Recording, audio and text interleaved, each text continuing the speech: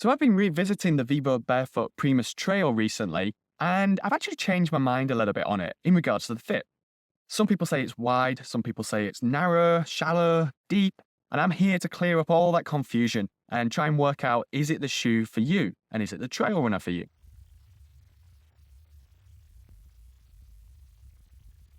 So I'm Nick from Barefoot Run Review, and I'm here to talk about barefoot shoes, foot-shaped shoes, and everything in between. And I like to try and help people find the right shaped shoe for their individual foot. Today, we're talking about the Primus Trail, and I've had this shoe for quite a long time, actually. It's come in and out of my rotation occasionally throughout the past few years. And I've just started using it a bit more recently, and I decided to make a video because some of the things have actually changed in my mind around the fit. So let's get straight into that. So when I originally reviewed this shoe, I said that this was for a narrow foot and a shallow foot. And I've actually kind of changed my mind a little bit on that. And recently, I've been using this shoe again. It's been back in my rotation. And I use this shoe without the insole in just to give me a little bit more depth. And I feel things might have changed. And I say that because I found that I've had a little bit more room over this forefoot area and especially into the toes, which is making me think that this isn't such a shallow shoe in the end. And we can easily change that with the removal of the insole. So let's talk about this midfoot round here. So I have quite an average size midfoot, I would say, and I can fit in the shoe okay, but it is actually a little tight and it took a little bit of time for me to push out these materials. And these materials around here are very solid, which is good in one sense, great for secureness, but it's not very forgiving on the fit. So if you've got that overly wide foot, especially in the midfoot, it might be a bit too narrow for you. But looking into this forefoot, it's actually quite nice and wide. And I think this is where a lot of people get confused with Vivos. Because of the makeup of the rest of the shoe, they believe it's maybe a bit more narrow, but some people say it's wide. And that's because this forefoot is actually quite nice and forgiving around here.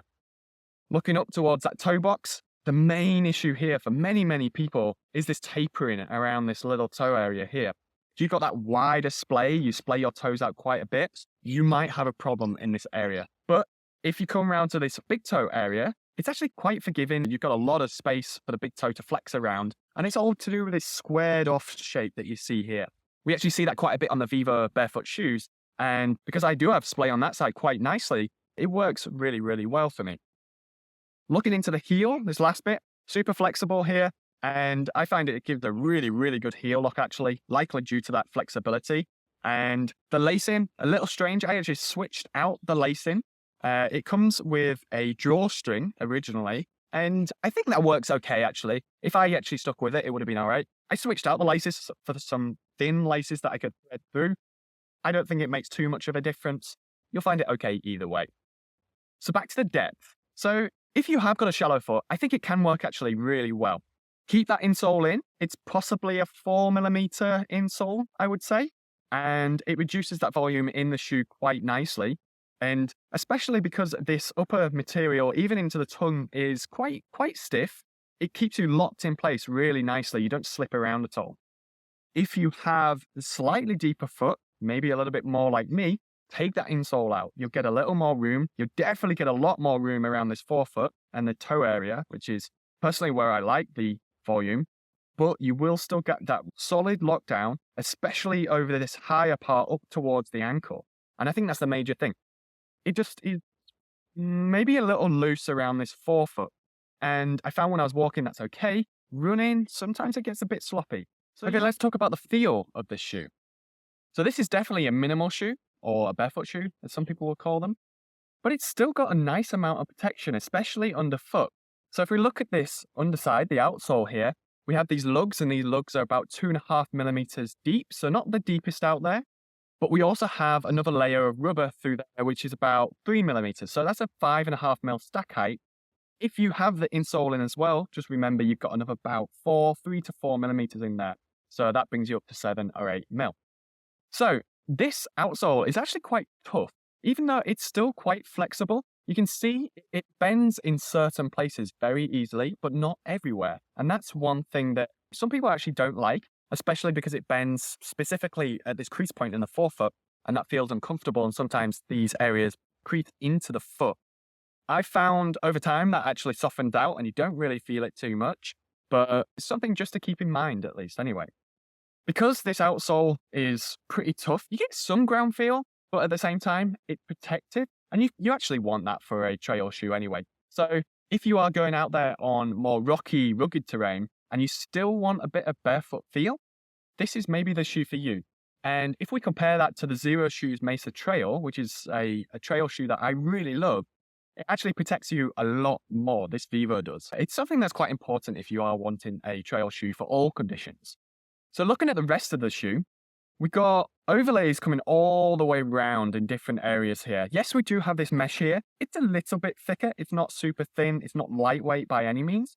But these overlays are very protective and quite stiff even around this toe box area, which is actually quite nice. And up the side here, if you do scuff against it, you're probably not going to have an issue at all. What that does mean though, it's a bit of a stiffer shoe in general. And actually, again, for a trail shoe, that's not a bad thing because you actually need that secure feeling in a shoe, especially when you're jumping from side to side, up and down rocks. You don't want to be slipping over the side of a shoe at all. So this built up outsole coming around the side here and up through the arch there, again, might be a little bit uncomfortable for some people, especially if you've got an overly wide foot or a flatter arch. But if you haven't, this is actually really beneficial in the trail world because it keeps the shoe firmly mounted onto the foot. And that's actually a really good feel. So the conditions that this works in, as I said, it's a 2.5 mil lug underneath. And I've been taking this out in mud and rain and dry conditions. And I would say it probably favors the drier conditions. This is the firm ground version though. There is two versions of the Primus Trail, and there's the firm ground and the soft ground. That's denoted by FG and SG. The soft ground, I believe, is 4mm lug depth, and I would definitely go for those ones if you're looking for something to go out into some of the countryside in the UK where it can be really wet and really muddy, or even here in New Zealand where it's really muddy. I would definitely go for the soft ground version. But if you're not doing that, you maybe want these for a little bit more well-rounded, versatile shoe, then the firm grounds will do absolutely fine. Okay, the durability of this shoe. So this is another area where I think Vivobarefoot, and especially this trail version of the shoe, shines. So because we've got all these overlays coming over the top and around the front here, it actually creates a really solid foundation in terms of an upper. Without having too much mesh exposed to the outside world, you actually create a pretty durable shoe. The only area on the upper where I do have concern, and I have seen other Vivos struggle in the past, is around that crease point again. Because that crease point is right at the forefoot here, it just creates extra pressure through there and sometimes starts splitting away from the outsole. I've got that a little bit right now. I've probably got about 400 kilometers on these. They're not actually looking bad at all, considering the amount of mileage I've got through them. Something just to keep in mind though. The other thing would be the outsole as well. Naturally, over time, this will wear down. It's a slightly harder rubber compound, so it won't wear too quickly. And again, you can't really see much wear on my pair. And I've had these for about 400k. I would definitely get these to 1,000. The inner liner around this heel here, that may be one area where if you have a lot of rubbing in the past, it might be one area that goes first. I don't have that problem, especially because this heel, I think, locks in really well. I don't feel any friction there at all. But again, if it's something you felt in the past, just keep it in mind. Okay, in conclusion, the Primus Trail, I think is a really, really good shoe. It's a great shoe if you want something to go out into the trails when it's usually dry. You may find it a little bit rocky, but you still want that ground feel. One thing you need to be careful with is the fit. Like I said, this is a more shallow to average depth shoe. And also the width of that midfoot, it's not the widest in the world. So just go careful with that. Lastly, that toe taper, especially around that little toe area. If you have got that really wide little toe splay, it might not work for you.